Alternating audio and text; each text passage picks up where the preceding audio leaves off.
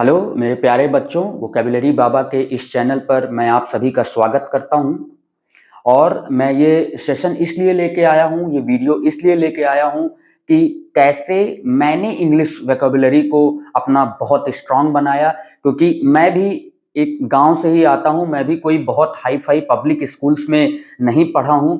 लेकिन मुझे ऐसा लगता है कि जिस मेथड से मैंने लास्ट 1 या 2 साल में इंग्लिश को सीखा है, वो मेथड बहुत ही यूजफुल है, बहुत ही लाभदायक है और उससे बहुत ही आसानी से इंग्लिश वोकैबुलरी को बहुत अच्छा स्ट्रांग बनाया जा सकता है। और मैं आप उन सभी बच्चों का दर्द जानता हूं जो गांव से आते हैं और बेचारे इस ग्लोबलाइजेशन के वर्ल्ड में, जहां पे इंग्लिश एक भाषा का माध्यम ही नहीं बल्कि उसको सीखना भी उतना ही जरूरी है जितना हमको लाइफ में सक्सेस होने के लिए। क्योंकि हर चीज आज इंग्लिश में ही अवेलेबल है। हम कोई भी चीज पढ़ते हैं, जैसे न्यूज़पेपर पढ़ते हैं या कोई आर्टिकल पढ़ते हैं न्यूज़पेपर में या कोई टेक्स्ट बुक पढ़ते हैं, तो हम लोगों को शब्दों की गहराई नहीं पता होती है, इसलिए हम उस भाषा की गहराई को समझ नहीं पाते हैं। तो ये वीडियो उन सभी के लिए भी यूजफुल है जो लोग इंग्लिश को सीखना चाहते हैं, अपनी वोकैबुलरी को स्ट्रांग बनाना चाहते हैं और एसएससी की जो भी प्रिपरेशन कर रहा है, कोई भी एमबीए एंट्रेंस एग्जाम्स के लिए, कैट, जेट या जीमैट, या वो लोग जो लोग जीआरई की भी प्रिपरेशन कर रहे हैं, टॉफल दे रहे हैं, उन सभी के लिए ये वीडियो बेहद लाभकारी और बेहद यूजफुल होने वाला है।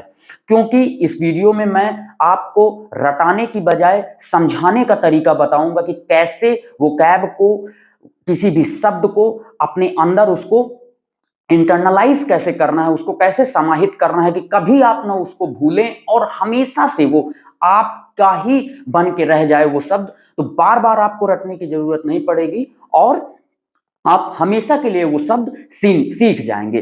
तो इसके लिए एक मेथड है जो मैं रूट वर्ड मेथड से आपको बताने की कोशिश करूंगा। तो चलिए, आज का जो पहला रूट है वो है आपका एक्रोस। आप यहां स्लाइड पे देख रहे होंगे, तो एक्रोस का मतलब होता है टॉप, ऊंचाई या टिप या ऊपर।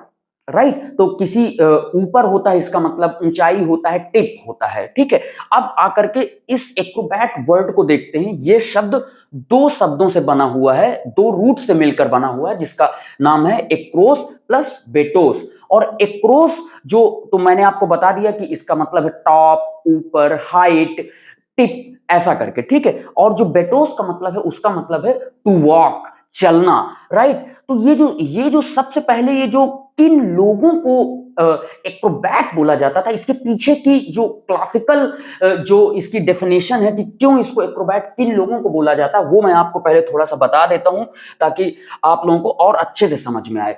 तो देखिए, पहले उस इंसान को एक्रोबैट बोला जाता था जो रस्सी पर चलता था। राइट, रस्सी पर ऐसे चल के और अपने करतब दिखाता था। क्योंकि आप लोग जानते हैं पहले तो सर्कस वर्कस था नहीं। आप अपने चाचा से या अपने बाबा जी से या दादाजी से आप जरूर पूछिएगा कि पहले किस तरीके से करतब लोग दिखाते थे। तो इस रस्सी पे चल के वो जो आदमी था, जो इंसान था, वो अपनी कुशलता का परिचय देता था, अपना करतब दिखाता रहता था। तो हम उन लोगों को, पहले के टाइम में ऐसे लोगों को ही एक्रोबैट बोला जाता था। लेकिन धीरे धीरे क्या हुआ, समय के साथ अब ये सब तो खत्म हो गई चीजें ना, तो यही लोग अब सर्कस में परफॉर्म करने लगे। राइट, तो अब सर्कस आ गया, तो ऐसे लोगों को, जो लोग इसी तरीके की रस्सी पे जो सर्कस में परफॉर्म करने लगे, उसको भी हम लोग एक्रोबैट बोलने लगे। तो अब ये इस रस्सी पे चलने से ही सीमित नहीं रहा, वो किसी भी तरीके का स्टंट दिखाएगा जिसमें जंपिंग होगी, रोलिंग होगी और किसी भी बहुत बहुत ही डिफरेंट डिफरेंट तरीके के बैलेंसेस आपको करने होंगे, टम्बलिंग होगी। उससे ये शब्द अब धीरे धीरे जाकर के सर्कस में जो लोग परफॉर्म करते हैं या स्विंगिंग एक्सरसाइज करते हैं, जैसे आप ओलंपिक्स में आप देखते होंगे जिम्नास्ट को देखते होंगे, तो वो भी एक्रोबैट्स हैं। जैसे आप अगर ट्रेन में ट्रेवल करते होंगे तब भी आपने लोगों को देखा होगा, एक छोटी बच्ची आती है जो रिंग से अपने आप को निकालती है और तरह तरह के जंपिंग एक्सरसाइजेस कर दिखाती है, आपको जंपिंग करतब दिखाती है। राइट, तो वो भी एक्रोबैट है।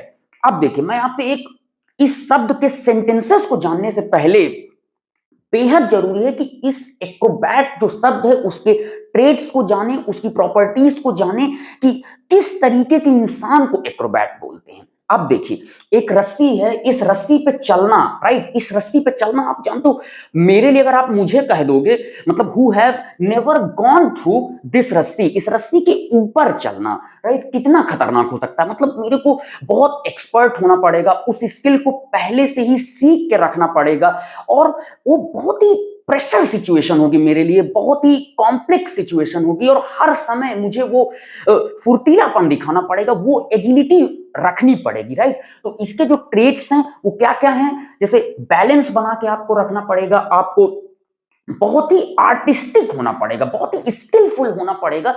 स्किलफुल इन द सेंस कि आपको पहले से ही वो स्किल पे बहुत ही महारत हासिल करनी पड़ेगी, राइट, मास्टरी हासिल करनी पड़ेगी तब। तो इसका जो पहला, जैसे आपको क्या है कि स्किलफुल होना पड़ेगा, और फिर इसके बाद आपको उस पे उसकी प्रेशर सिचुएशन को भी हैंडल करने की क्षमता आनी चाहिए, राइट। और वो सिचुएशन बहुत ही कॉम्प्लेक्स होगी, राइट, तो कॉम्प्लेक्स सिचुएशन से गुजर जाने की भी क्षमता होनी चाहिए, राइट। तो इसी के ट्रेट्स अब हम सेंटेंसेस में देखते हैं। जैसे तो अभी आप बहुत ही सिंपल सेंटेंस देखते हैं, जैसे if you go to a circus you can often see amazing acrobats, right. वो एक्रोबैट्स कौन कौन से हैं, उछल कूद करते रहते हैं, एक का हाथ दूसरा कोई पकड़ता है, फिर वो उलट के उसके ऊपर जाता है, और कई बार तो चाकू वगैरह भी एक दूसरे पे फेंकते हैं, और बहुत ज्यादा वो जंपिंग, रोलिंग और इस तरीके की जो स्विंगिंग मूवमेंट्स हैं वो बहुत ज्यादा वहां पे करते हैं। तो क्या आप कर पाएंगे या मैं कर पाऊंगा? नहीं, हम लोग नहीं कर सकते, राइट, क्योंकि उसके लिए आपको बहुत ज्यादा स्किलफुल होना पड़ेगा, राइट। आप देखिए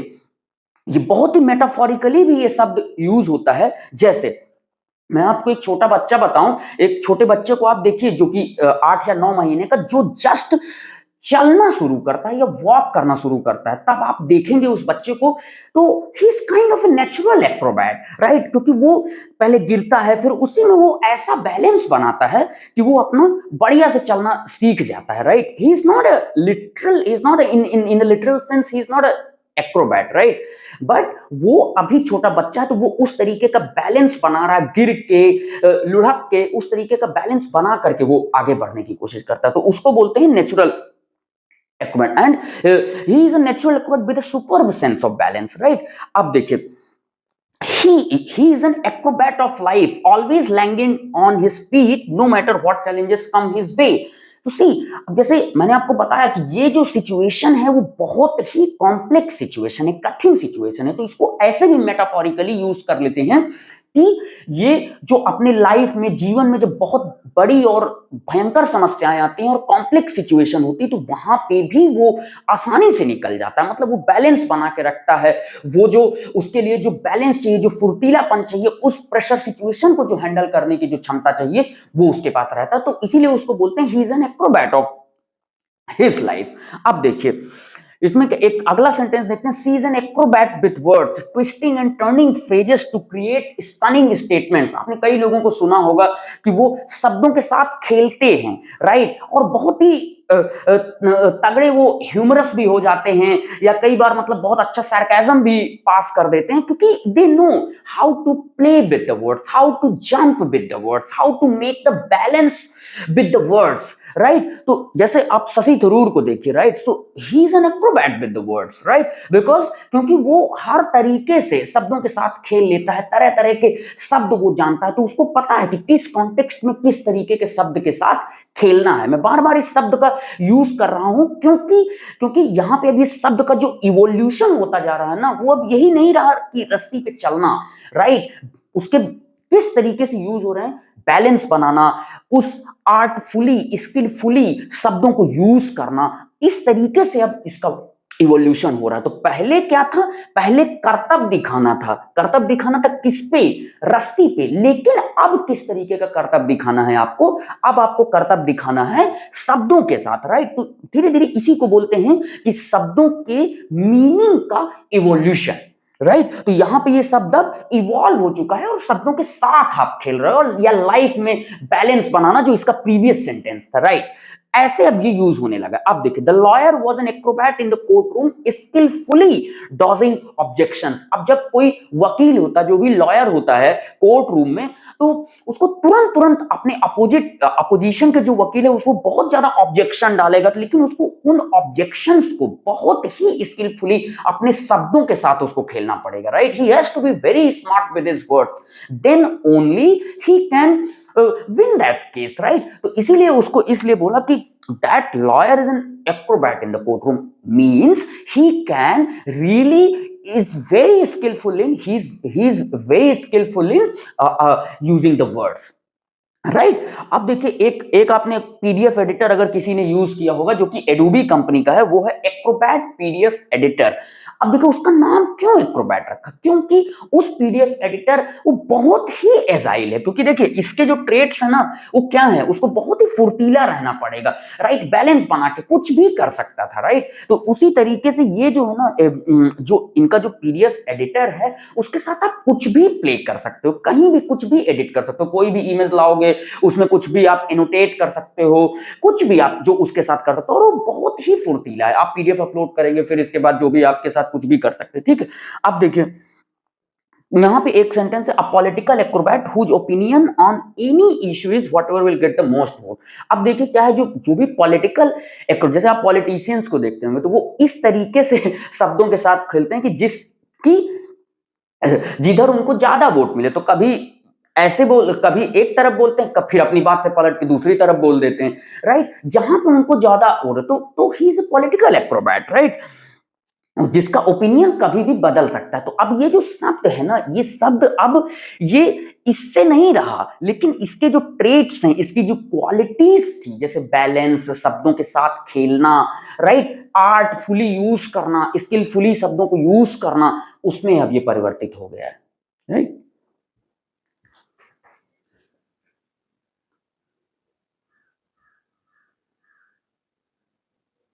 हाँ, तो अभी आप लोगों ने इस वर्ड को देख लिया, राइट? तो इस वर्ड के लिए आप एक लाइन हमेशा याद रखिएगा कि जो रस्सी के द्वारा बनाई गई हाइट के ऊपर जो चलता था, उसी को ही एक्रोबैट बोला जाता था। मतलब एक्रो मतलब हाइट और बैट मतलब वॉक करना, तो वो रस्सी के द्वारा जो बनाई गई हाइट के ऊपर चलता था, उसी को एक्रोबैट बोला जाता था, ठीक है? अब देखिए, तो वो उसको मतलब यानी वो एक बहुत बड़ा खिलाड़ी है, राइट? स्किलफुल है, राइट? तो इसी तरीके से जैसे आप क्रिकेट में भी ले लीजिए, तो एक ऐसा खिलाड़ी जैसे जो अपने बैट के साथ भी बहुत अच्छे से खेल सकता है, अपनी बॉडी के मूवमेंट के हिसाब से, जैसे एबी डिविलियर्स है, वो एक एक्रोबैटिक प्लेयर है, वो कहीं भी किधर भी कुछ भी करके मारता है, आगे पीछे किसी भी तरीके का वो मूवमेंट रहता है। He is very skillful on playing those things, right? Those kind of shots. जैसे सूर्य कुमार यादव है, वो भी बहुत एक्रोबैटिक प्लेयर है, but Rahul Dravid is not an acrobatic player, right? वो फॉर्मेट पे खेलेगा, जो भी एक फॉर्मेट है, जिस लेंथ पे बॉल आएगी उस पे खेलेगा। यहाँ पे तो ये लोग किसी भी लेंथ पे बॉल आती है और कैसा भी अपना मतलब यानी वो बैलेंस बना करके वो छक्का जड़ देते हैं, राइट? तो यहाँ पे इस शब्द की आप गहराई यही समझिए कि जो रस्सी के ऊपर चलता था उसको बहुत स्किलफुल होना पड़ेगा, उसको बैलेंस बना करके चलना पड़ेगा, बहुत एजिलिटी रखनी पड़ेगी, बहुत फुर्तीला होना पड़ेगा, तब जाकर के वो लोग ऐसा शॉट खेलते होंगे, राइट? तो अब आप ये समझ लीजिए, कोई जो शब्दों के साथ खेले या क्रिकेट में कैसे भी खेले, तो ये वर्ड धीरे धीरे अब इवॉल्व हो चुका है, राइट? तो अब ये शब्द को हम अब यहीं पे खत्म करते हैं और अब आते हैं हम इससे अगले वर्ड पर, ठीक है? तो अब एक्रोफोबिया पे हम ज्यादा समय नहीं बिताएंगे। एक्रो मतलब आपको पता है हाइट, और फोबिया मतलब डर। तो जिस बंदे को हाइट से डर लगता हो उसको एक्रोफोबिया, उसको बोलते हैं एक्रोफोबिक पर्सन, राइट? हो गया। सो इस पे आपको इतना टाइम बिताने की जरूरत नहीं। हाँ, इस पे आपको थोड़ा सा टाइम बिताने की जरूरत है, एक्रोनिम, राइट? तो ये शब्द कैसे आया? अब जैसे मैं आपको कुछ शब्द बता देता हूं, जैसे जैसे आपका ये शब्द है, क्या बोलते हैं, नासा। नासा शब्द है, स्कूबा जो आपका शब्द है, राइट? तो अब आप देखिएगा कि जैसे एक्रो का मैंने आपको एक चीज बताई थी कि हर, जैसे ऊपर उसका मतलब होता था, टिप मतलब होता था, राइट? तो अब जैसे नासा का अगर आप फुल फॉर्म देखेंगे ना, तो national aeronautics and space administration. तो इसमें से नेशनल का क्या ले लिया गया? एन ले लिया गया, एरोनॉटिक्स का ए ले लिया गया, स्पेस का एस ले लिया गया, और एडमिनिस्ट्रेशन का ए ले लिया गया, राइट? तो आपको नहीं लगता कि इसमें जो उसके ओरिजिनल वर्ड्स थे उनके टिप से, मतलब उनके पहले शब्द से, उनके टिप से आपने एन उठाया, एक से ए उठाया, एक से एस उठाया, एक से ए उठाया, राइट। तो ये अब आपको उसी तरीके से फिर से उसके रूट से ही अब आप समझने की कोशिश करिए। एक्रो मतलब टिप, मतलब नहीं, उसके टिप से एक एक शब्द आपने, एक एक लेटर आपने उठा लिया। उसी तरीके से स्कूबा, स्कूबा में क्या है, self contained under water breathing apparatus. तो सभी वर्ड से एक एक से, सभी से अपना उनका पहला लेटर उठा लिया, राइट। तो इसी मतलब उनके टिप से उठा लिया, उनकी हाइट के जो पहले उससे था उसको उसने उठा लिया, तो इसको ये बोलते हैं। तो दीज आर एक्रोनिम्स, राइट। अब देखिए, अब आपको एक कंफ्यूजन आता होगा एब्रिविएशन एंड एक्रोनिम में, तो मैं आपको जैसे कुछ बता देता हूं। जैसे जैसे सीबीआई है, CBI, right, central bureau of investigation, right. इसमें भी हमने सभी के फर्स्ट वर्ड से फर्स्ट लेटर्स को हम लोगों ने पिक करके लिख दिया है, राइट। लेकिन इसको जब आप प्रोनाउंस करते हैं ना, तो जब आप प्रोनाउंस करते हैं तो you kind of read out the letters, right, C, B and I। तो ऐसे में जब आप प्रोनाउंसिएशन करेंगे तो इसको बोलेंगे एब्रिविएशन, राइट, ऐसे बोलेंगे। और लेकिन आप नासा को ऐसे नहीं बोलते हैं, NASA। अगर आप इसको ऐसे बोलेंगे ना, NASA, तो that is not N acronym, right. So that will become an this abbreviation। so this is the difference between abbreviation and acronym। और आप बोल भी नहीं पाएंगे, कैसे बोलेंगे, सिर्फ एवी ऐसे करके आप बोल ही नहीं पाएंगे, राइट। तो इसमें से आपको ऐसे ही करके आपको बोलना होगा, FBI, BPL जैसे बिलो पॉवर्टी लाइन।